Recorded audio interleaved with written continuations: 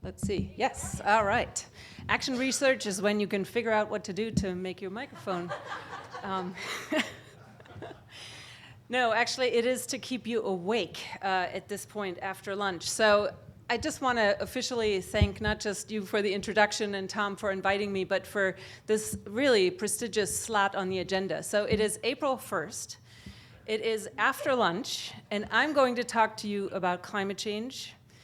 And then this morning you added another nail to this coffin, which was if you want to persuade, Tom said, just don't talk, listen.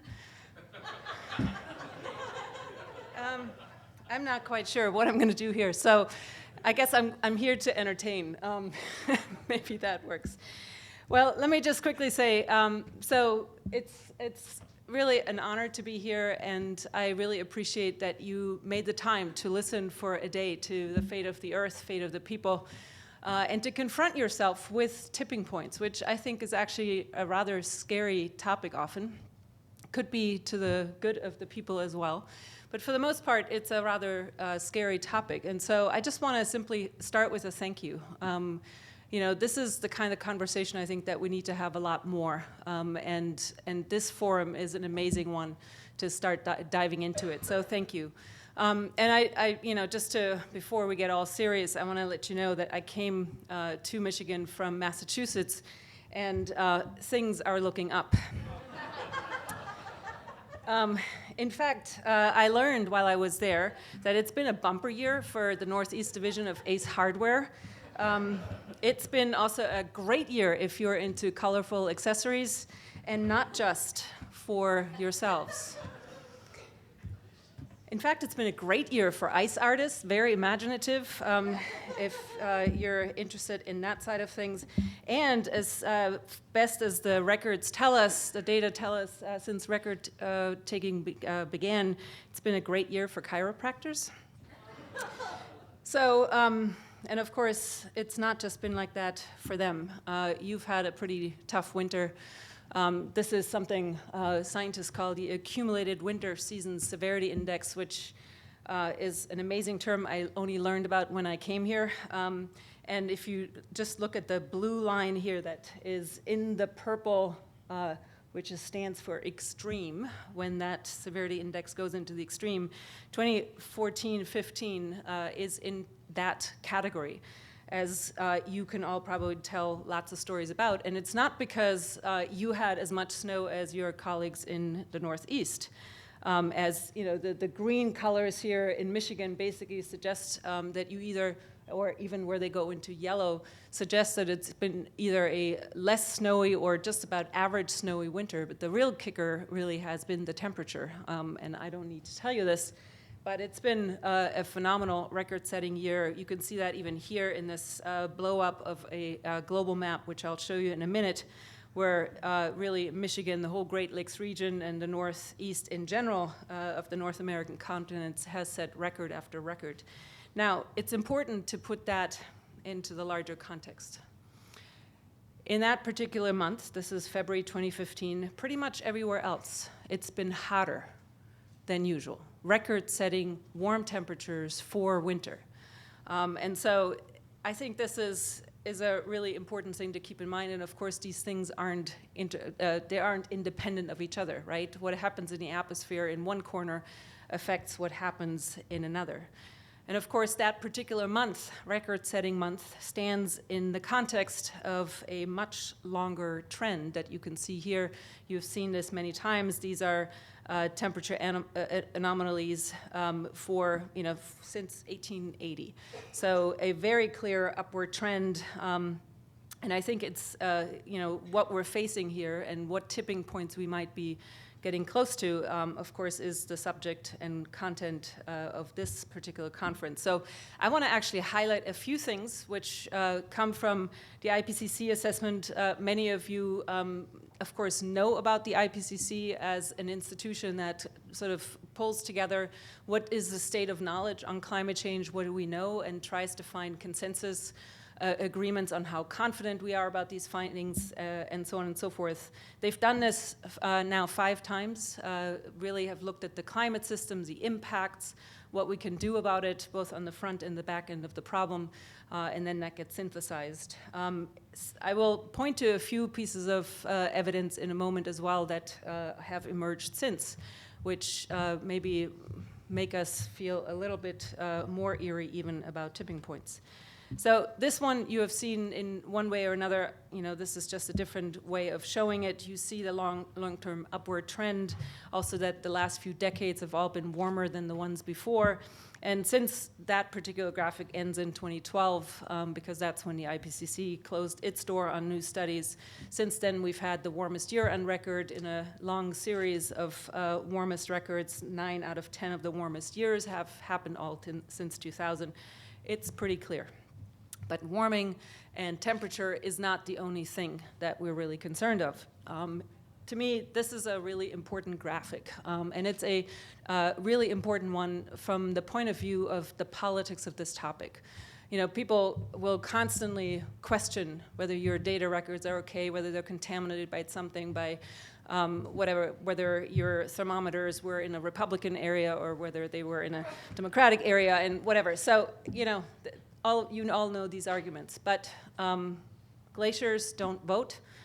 Snow cover doesn't care about who's in the White House. The plants simply move upward, northward, wherever the conditions call for it. So to me, this is the kind of sort of evidence from nature itself that simply says, get over it. And this is kind of what the IPCC says in less drastic words. Warming of the climate system is unequivocal. Like I said, to me, this is sort of scientific jargon for quit arguing. We can see these changes everywhere. They're unprecedented over decadal to millennial scales, and we see it in every single physical, ecological, and increasingly in human systems as well. Now, science has said so. We have, pretty much projected all of these things to occur, but maybe the place where we have consistently fallen short is that the hatch date, if you will, is always a little sooner than what we thought. In other words, the climate system, the Earth system, seems to respond much more readily to the kind of pushing through our emissions and changes of the atmosphere than we previously thought. So one of the ways, or one of the places in which this becomes very obvious is obviously what's happening with the Arctic sea ice. We already heard some of that this morning, and I want to show you this here in specific detail. So this, on the left-hand side, you see the scientific projections, various model runs that were done, and it basically, if you put them all together, throw them in a blender, you get this gray band of possible futures of how the Arctic sea ice is expected to decline with greater warming. The red-colored lines that you see is what's actually happened. So we are now, and this year we just heard in the last couple of days, the sea ice record is now even lower than the lowest it's been before. So we are, this is not shown here, this just goes into 2012. But the study just came out a couple of days ago. So basically, we are outside the margin of projections on the low end. It will be declining much faster than we thought. And of course, this is critically important because of the feedback effects, the reinforcing feedback effects of losing the air conditioner of the world, essentially. When the light hits white surface, it gets reflected back. When it doesn't do that, it gets absorbed in the oceans. It basically accelerates the warming, and that in turn may then lead to further release of greenhouse gases that are currently captured either in the permafrost or in so-called methane clathrates that are at the bottom of the ocean, made up basically a methane gel that, if it comes to the surface, will exert an enormous boost to the warming that we already have forced into being through our human activities. The second type of impact that is happening sooner than we thought is sea level rise. What you see here is a beautiful day in Miami, and people are not driving through water main break, but through salt water. That's basically come up through high tide, basically pushing through the drainages in the roads. And so you see people drive through that. And it's because basically we have an accelerated pace of sea level rise. Again, here the red line is what's really happened. The projections underneath is what we thought could happen. So that too is happening faster. And we know why this is happening. The IPCC made that very clear, simply said the human influence is clear. And I guess maybe the way to show that, you saw some of that earlier today in the context of the acceleration. I think John, in the previous talk, pointed that out. What you see here is fossil fuel related CO2 emissions in the upper panel of that graphic here. And you see how rapidly that's increased in the 20th century. What's important is to put that in the context of what ability nature has to reabsorb that out of the atmosphere and lock it back, basically back down in forests, in soils, in the ocean. And that capacity of the system, the natural systems to absorb it, is actually going down. In fact, influenced by the climatic changes, our ability to do that, or the ability of those systems, natural absorbing of CO2 is decreasing. Now, when you see that, you'd think, well, you know, when you see a curve coming, you would slow down. But in fact, what's happened is that the annual increase of CO2 emissions are still increasing. Now, I can barely see you with the light here, but I want to do just a quick raising of hands. How many of you in the room, raise your hands, are 40 or younger? Okay, that's about half. Now just imagine this. In the time since 1750, 260 years since the Industrial Revolution began, half of all the emissions that humans have ever emitted into the atmosphere, CO2 emissions, have happened in your lifetime. Those of you who raised your hand, half of it has happened in just the last 40 years. The other half happened in the 220 years before that. So this has been, you know, the 220 years, if you will, the luxury end of our slow growth, and now we're obviously rising on a very rapid exponential curve. Very disconcerting that we're not slowing down. Not surprisingly, that's why anthropogenic emissions are the highest, and the concentrations that result in the atmosphere are unprecedented. And again, the timescale here is interesting. It's unprecedented over at least 800,000 years. If you think about it, this human species, Homo sapiens, only emerged on the planet in a quarter of that time ago, 200,000 years ago. And most of that growth, of course, happened in much more recent times. So if you think about it, at the beginning of the Holocene, which is that climatic sweet spot in which we have accelerated our numbers, in which we have accelerated the use of fossil fuels and materials, as we heard in the previous talk. At the beginning of the Holocene, there were essentially 5 million or so people on the planet. That's half of Michigan, twice Chicago, however you can imagine it, for the entire globe. Now we have 7.2 billion. So it's really important to actually really feel into that number, because if you multiply that particular number with whatever energy and materials we use, you could come to realize we cannot turn this ship very quickly. It will take a lot of hard work to do that. And that's why the IPCC concluded this, that the likelihood of severe, pervasive, and irreversible impacts is increasing. Now, I've worked with the IPCC in 2 of the assessments, and I can tell you it's a fairly cautious bunch. They don't like to use strong verbiage. This is about as tough as they will get.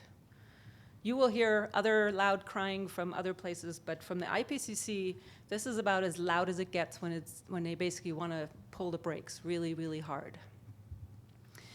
Now, this is a picture of the Antarctic, and it is one of the places that keeps me up at night Greenland is the other place that keeps me up at night because there is a tipping point which we, according to the latest science, may have begun to cross and are maybe well on the way of sort of seeing the implications of that, and more is to come.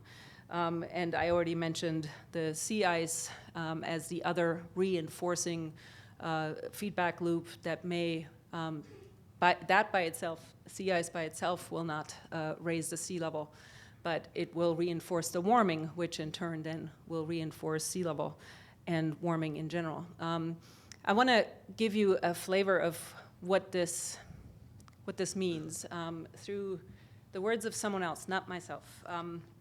Have any of you seen the latest issue of Harper's Magazine? It's a great story in there by the writer Gretel Ehrlich. Many of you might know her. Her article is entitled Rotten Ice, and I strongly recommend it to you if you have a chance. She describes in it her travels to the Arctic, in particular to Greenland, over almost a decade and a half repeatedly, and what her experience over time has been to work with people and to travel with people on ice who have experienced this drastic impact on their environment. Now here in this particular excerpt that I'm going to describe to you, she's traveling with a friend of hers, a photographer, who wants to just basically take pictures of what's happening. Here is the excerpt. The flight from Ilulissat to Qaanaaq takes 3 hours. Below us, a cracked elbow of ice bent. No, hang on. Sorry, I started somewhere in a different place. So let me start again here with the description when she starts out on this plane trip. On a small plane carrying us north from Ilulissat, this friend of hers asked a question about glaciers. So I yelled out, "Any glaciologists aboard?" 3 passengers, Paul Christofferson, Stephen Palmer, and Julian Dowdswell, turned around and nodded. They hailed from Cambridge University's Scott Polar Research Institute and were on their way to examine the Greenland ice sheet north of Qaanaaq. Then it continues, the flight from Ilulissat to Qaanaaq takes 3 hours. Below us, a cracked elbow of ice bent and dropped, and long stretches of open water made sparkling slits cuffed by rising mist. Even from the plane, we could see how the climate feedback loop works, how patches of open water gather heat and produce a warm cloud that hangs in places so no ice can form under it. Is it too late to rewrite our destiny, to reverse our devolution? I asked the glaciologists. No one answered. We stared at the rotting ice. It was down there that a modern shaman named Panipak, who was said to be capable of heaping up mounds of fish at will, had committed suicide as he watched the sea ice decline. Steve reminded me that the global concentration of carbon dioxide in the atmosphere had almost reached 400 parts per million, and that the Arctic had warmed at least 5 degrees. Julian Dowdswell, the head of the institute at Cambridge, had let the younger glaciologists do the talking. He said only this: "It's too late to change anything. All we can do now is deal with the consequences."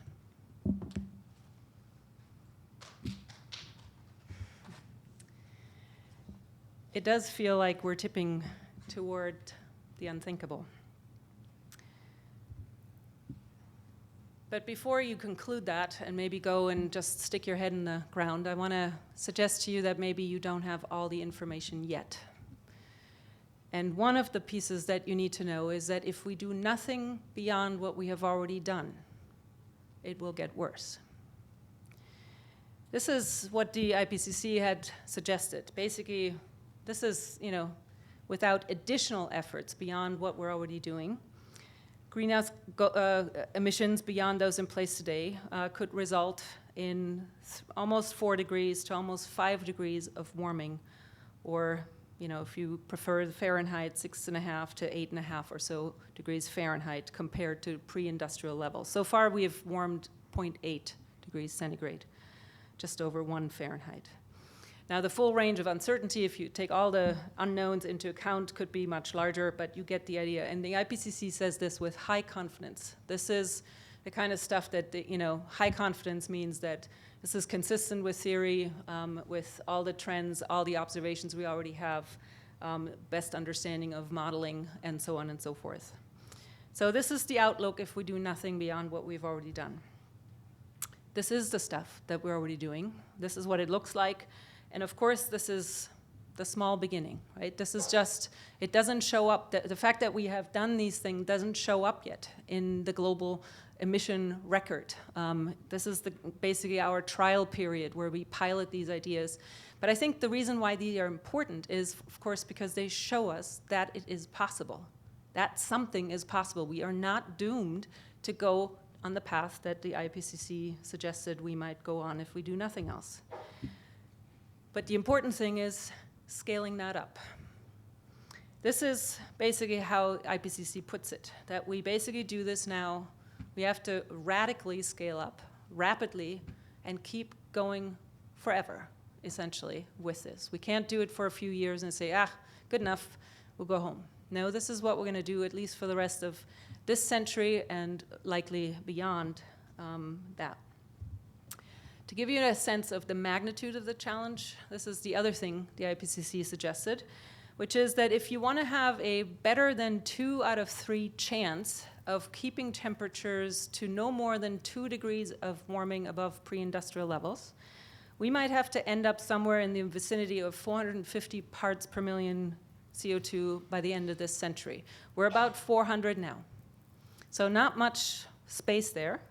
And in order to realize this particular scenarios would mean that by 2050, we reduce our emissions by 40 to 70% globally, not just in our country or whatever, globally.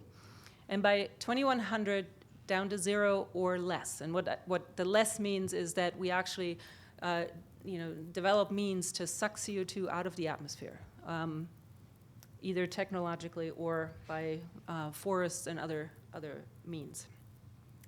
So a 2/3 chance of getting to maybe 2 degrees if we do 40 to 70% of greenhouse gas emissions reductions by just 35 years. That's a huge challenge. The important part that I want to point out of this graphic, this comes also from the IPCC, and what it shows you is that it ran a whole bunch of different scenarios that end you up in much different temperature regimes. The one that I just talked about is that blue stripe on the bottom. And the important element of that particular pathway that I want to point out is that basically to get there, it peaks in 2020. That's tomorrow. That's when, the student crowd here is maybe just ready to hit their first job. When you graduate and you're supposed to hit the road running to help with that, 2020. Everything beyond that would be extremely expensive to make happen. And how does this compare to what the countries are pledging to do?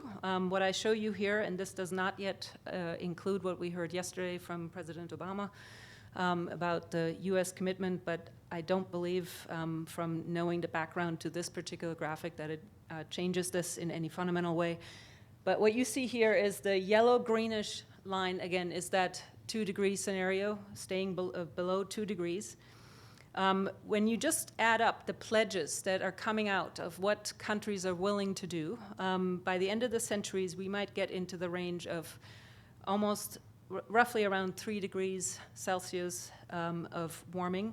If we do nothing besides the policies we've currently in place, we end up in the 3.5 to 4, little more than 4 degrees of warming by century's end. And if we do go the path of developing all the tar sands and dirty fuels that we have, pulling out as more coal than we already have pulled out of the ground, then we might very well go far beyond that. That's the kind of 6-degree scenarios that John talked about earlier.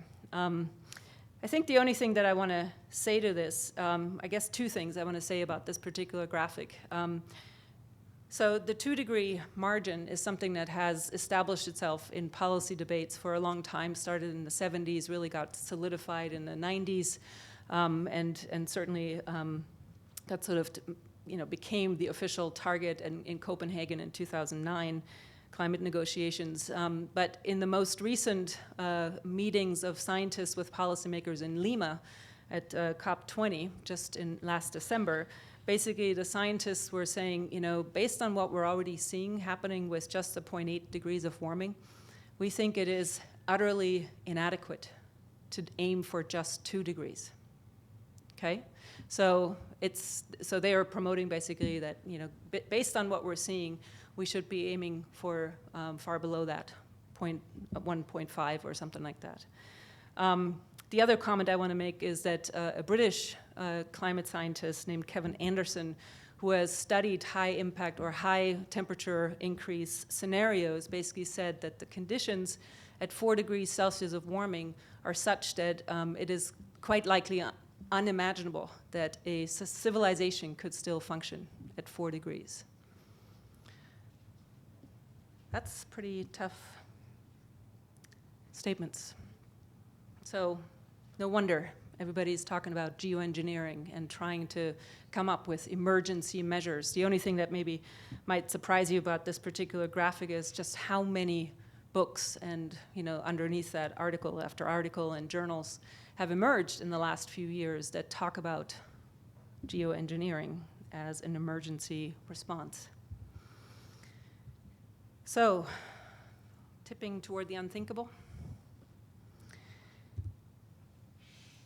Well, so we're stuck here somewhere between the impossible and the unthinkable. Those are the words of this particular gentleman, David Roberts, a blogger for Grist magazine that we heard about earlier in the first talk this morning. Basically said, this is where we are and we need to look it squarely in the eyes. But he didn't end his talk right then and there. What he ended his talk with is this: a charge to us. So for the rest of our lives, our task is to make the impossible possible. And that's where the second half of my talk begins. How do we make the impossible possible? Because, throughout history, no matter where you were on the planet, there were always problems that began with one statement: it's impossible. It's impossible to solve this. It's too late. It's too hard. We can't do it. Every single one started with, it's impossible, until it was done. So I want you to think about this for a little bit. I'm going to give you some time to think about the own voices that you have in your head right now that say, it's too late. We missed that boat. Can't make it happen. It's impossible. The forces are too big. We missed a boat. Think about those voices that tell you it's too late.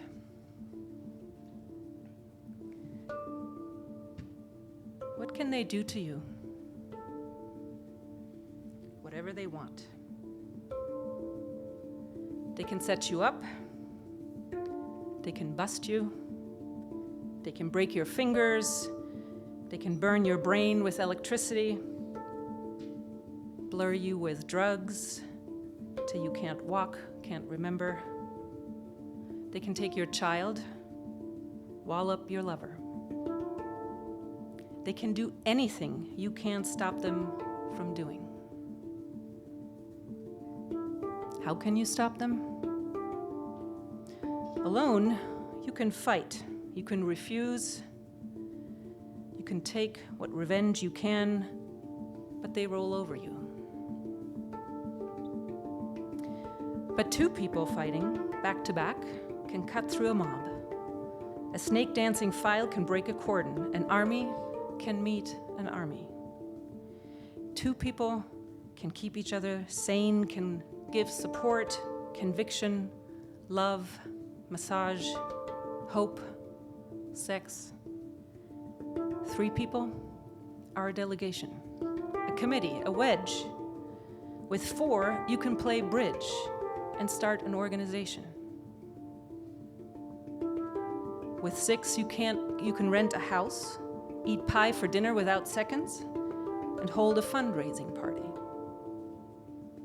A dozen make a demonstration. 100 fill a hall, this hall. 1,000 have solidarity and your own newsletter. 10,000, power and your own paper. 100,000, your own media. 10 million, your own country. It goes on one at a time. It starts when we care to act. It starts when you do it again after they said no.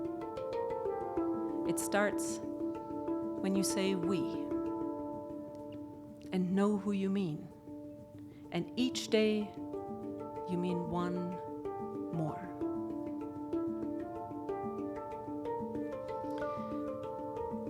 It starts when we say we and know who we mean. And every day we mean one more.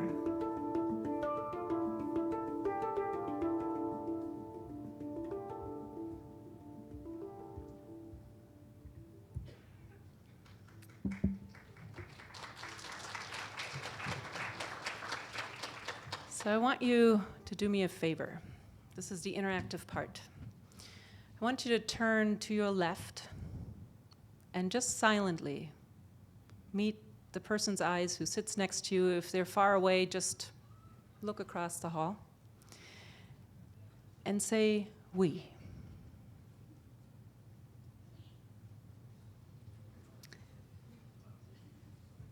And just say to yourself, I'm not going to let this happen.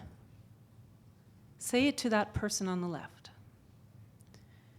And then silently just turn to the right, the other person, across the seats, row of seats. And just imagine that the person who sits right there is someone who is absolutely essential to making that happen.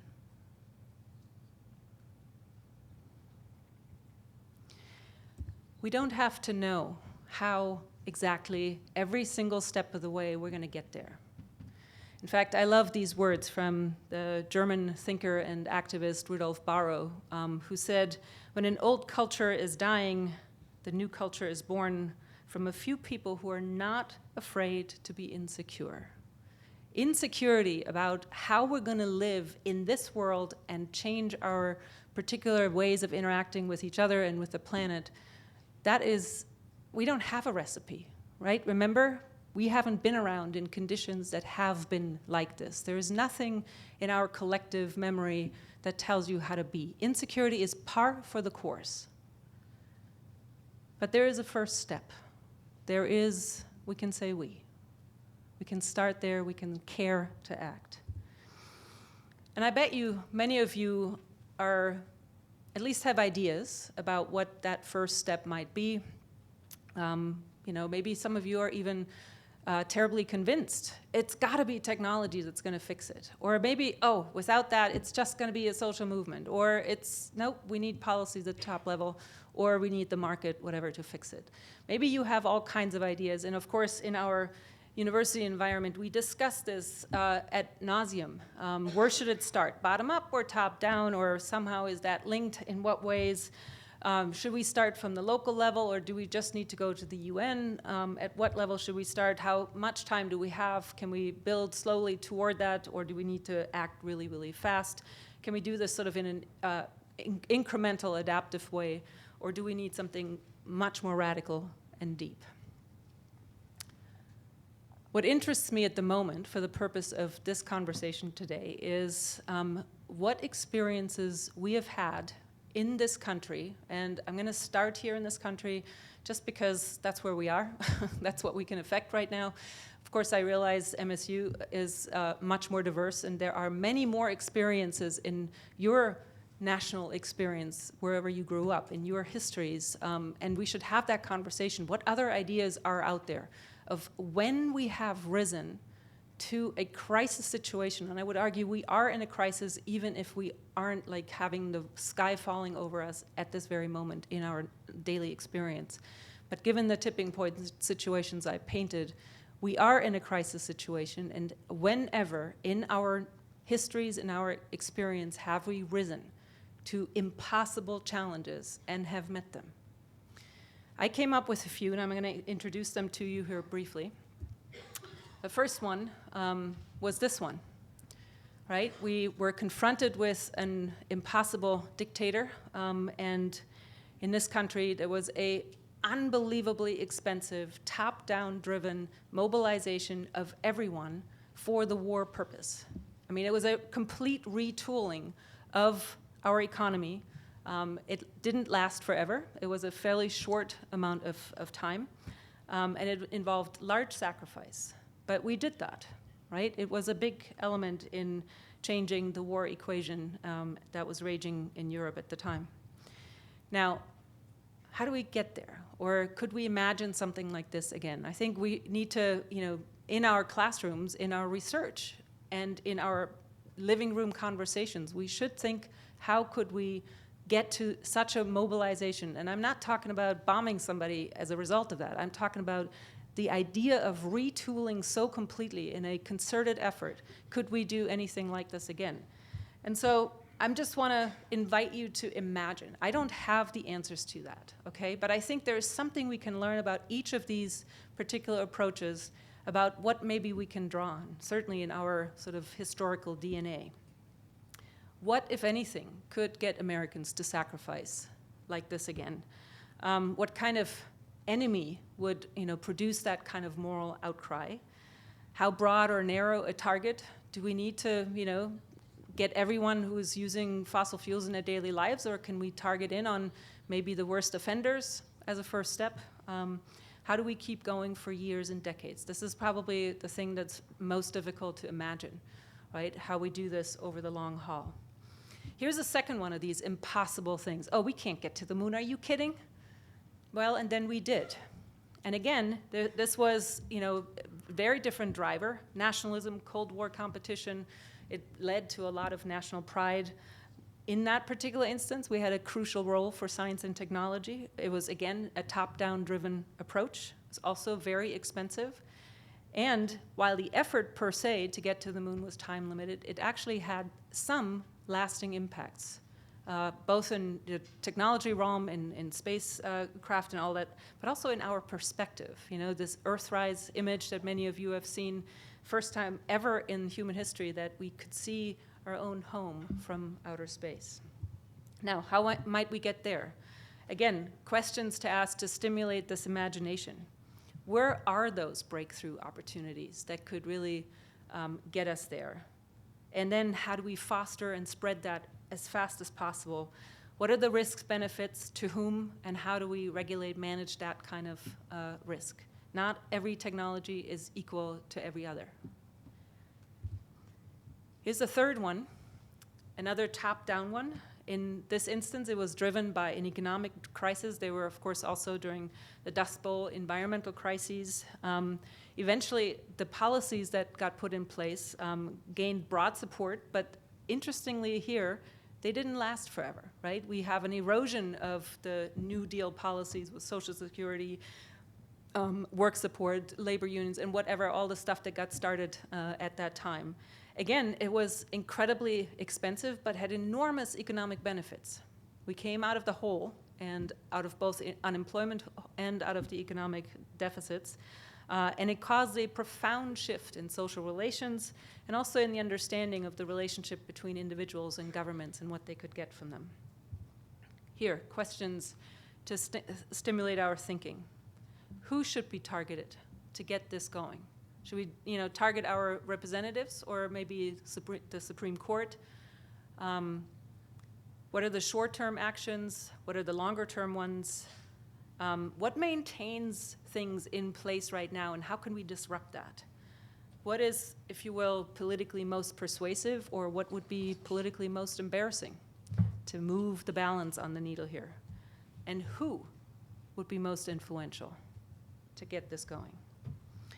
A fourth one that I want to point out is what we did in response to an energy crisis in the 70s. The first one was brought about by an oil shortage, the second one by an embargo, and of course then subsequently to that, high oil prices, energy prices, economic recession, top-down, had short-term implications in terms of our energy use, but it also initiated a whole new era of policies. This is when we created the Department of Energy. This is when we put energy efficiency standards in place. In California, they're still there and have had very lasting impacts.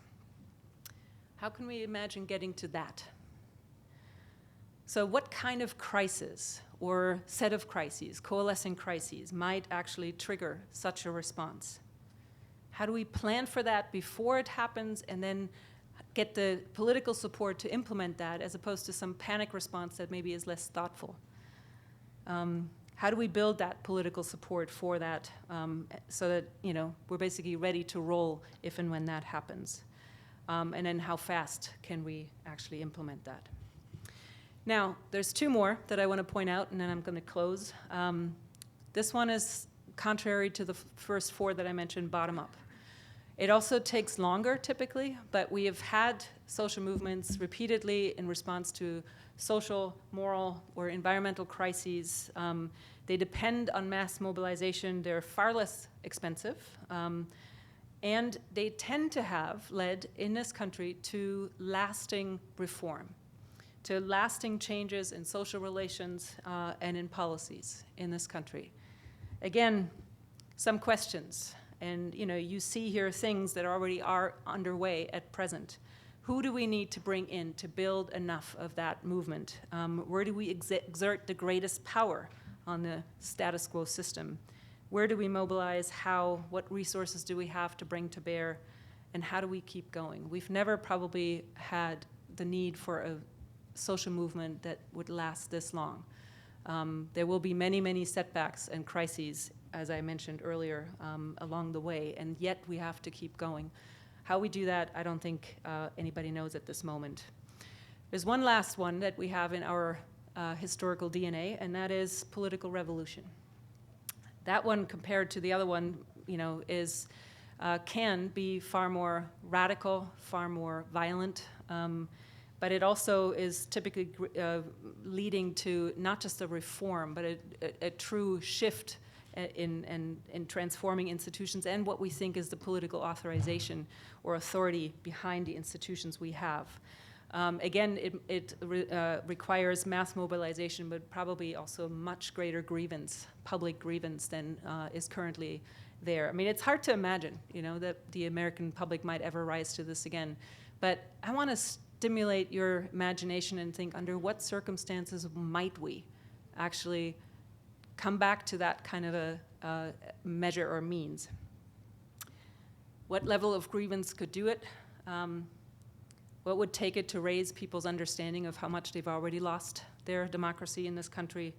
And who or what might have sufficient political legitimacy then to take the reins? It made me think of this African proverb. Many of you may have heard this. If you want to go fast, go alone. If you want to go far, go together. We're in this conundrum, right, where on some level we need to go far fast. And I was trying to think, is there an example in American history of when we have gone far fast?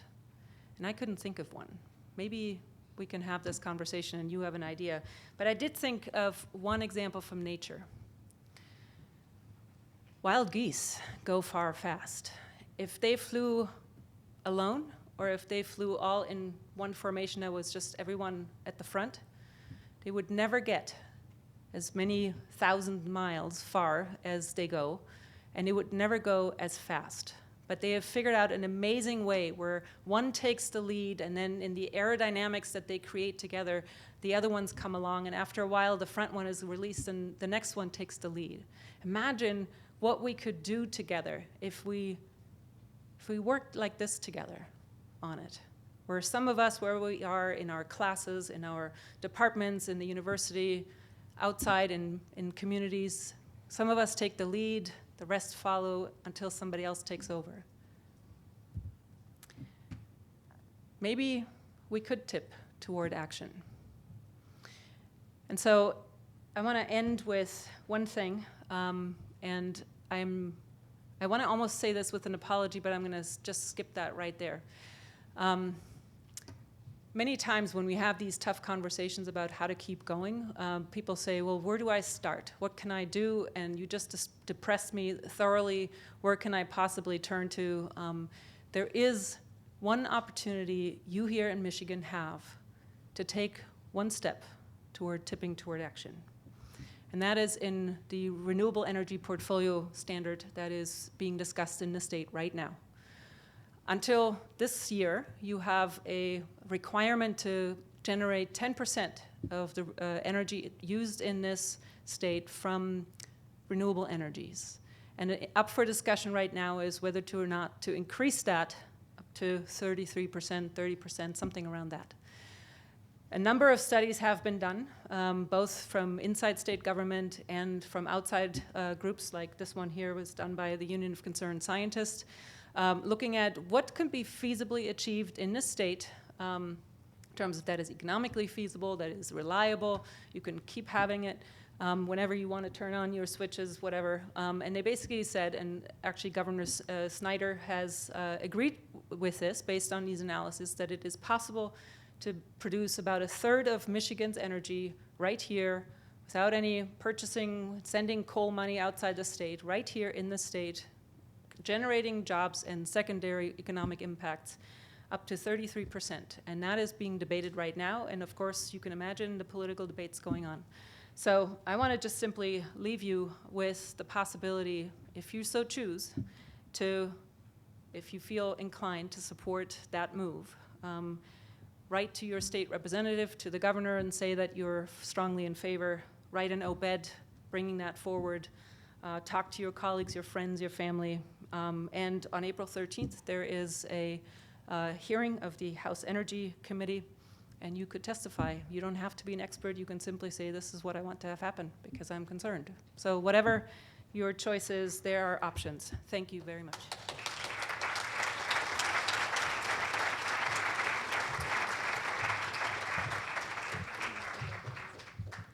Thank you very much. It was very poignant, provocative, thought-provocative, and inspirational talk. Thank you. I think we have time for one question, and I was trying to select question that would fit into the theme. So the one that I was mostly inspired by and I would like to ask you is, in relation to the previous talk, so should we be chasing the silver bullet to solve gigantic problems, or many small solutions would suffice? And should those be more smaller solutions would be more desirable? Because maybe I should. Gigantic problems require gigantic realizations, which might be impossible to achieve. You know, my experience with attempts to have gigantic solutions is that they typically evoke gigantic opposition, gigantic governance problems. It's not to say that smaller solutions wouldn't have also governance issues attached to them, but I think because we're going into such a different territory than what we've known, I think this mentality of centralizing everything and just going with top-down sort of approaches to this, and centralized, huge, presumably technological solutions only, I think doesn't go deep enough, for one thing, with the changes that we require, probably to change the course of the trajectory. And I don't think we have a good way of figuring out how to implement them in the sense of policy and politics and governance over the long term. So I'm concerned with doing that, and that's a huge investment. I mean, in this country, we actually have no good model, if you will, for trying a new policy, on a grand scale without any precedent prior to it. So if you just think through the environmental history, or the history of environmental policymaking in this country, it typically starts with smaller experiments in states and local communities, and then people start to adopt those, creates a really uneven playing field across the nation, drives industry crazy. You know, you cross the line from, you know, here to the next state over, and the rules are different than if you go the other direction. It's really hard to do business that way, and then you can get sort of the support from the from industry and businesses to implement larger sort of leveling the playing field kind of policies. But that typically has happened after all these experimentations have gone on at lower levels of scale. It's much less expensive. So since we don't have a solution that will fix this, I would say, you know, don't wait for the Congress to align. Try what you can. You have an opportunity right here. Thank you. Okay, great. Thank you.